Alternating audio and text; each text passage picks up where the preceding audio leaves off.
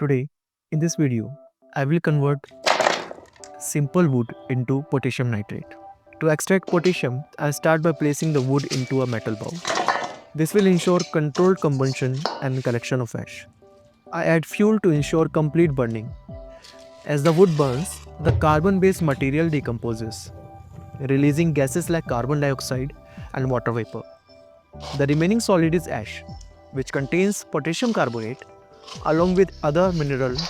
It is the final ash left after combustion. It contains a mixture of potassium carbonate, calcium oxide, and other trace minerals. Now, I transfer the ash into a beaker. The next step is to extract the water-soluble potassium carbonate. I add water to dissolve the potassium carbonate. Being an alkaline compound, it readily dissolves while the insoluble materials settle at the bottom.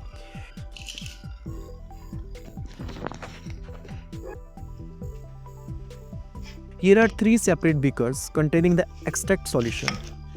The goal is to let the impurities settle for a clear extract. After 12 hours, the undissolved ash settles, leaving behind a clear potassium-rich solution. To remove fine impurities, I use a gravitational filtration method. A cotton thread acts as a natural wick, allowing only liquid to transfer slowly to a lower beaker. This passive filtration technique ensures a cleaner solution without needing advanced equipment. Now I heat the filtered solution to concentrate the dissolved potassium carbonate and remove excess water. To confirm that the solution contains potassium carbonate, I check its pH. The pH paper turns blue, indicating a strong alkaline solution, as the potassium carbonate is a basic salt. To convert potassium carbonate into potassium nitrate, I add dilute nitric acid.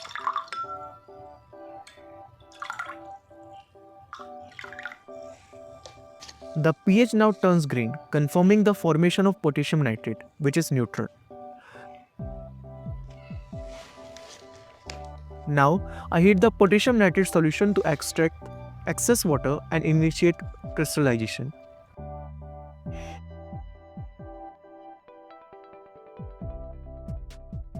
If you are enjoying this experiment, make sure to subscribe for more amazing chemistry content.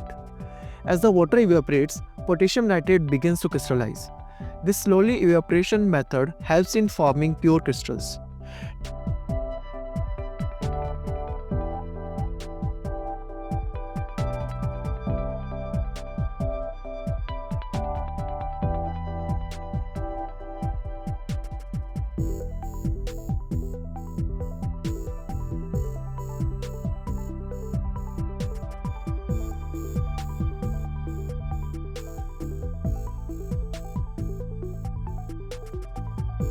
To speed up the process, I also boil another batch of solution using an induction cooktop. After complete evaporation, potassium nitrate appears as a fine white solid. This is purified form of salt. I carefully scrape out the potassium nitrate that was obtained from the burner heated method. The purity may vary depending upon the heating method.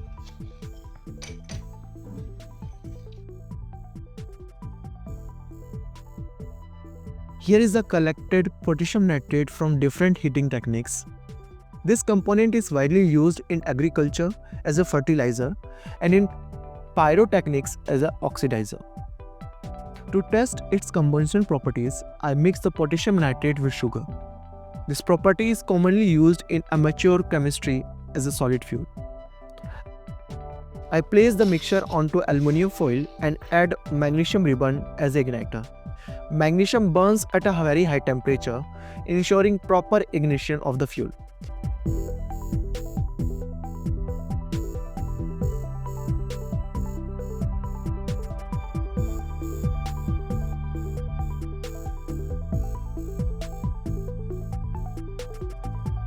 I wrap and secure the fuel mixture tightly with the tape to maintain its shape.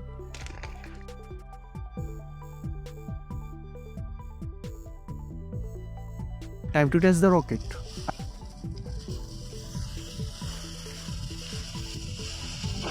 I ignite it, but it doesn't take off. Although the combustion is strong, the weight or the structural design might be affecting its flight. Another attempt, but again, it only burns without launching. Possible issues including incorrect nozzle design or improper fuel to oxidizer ratio.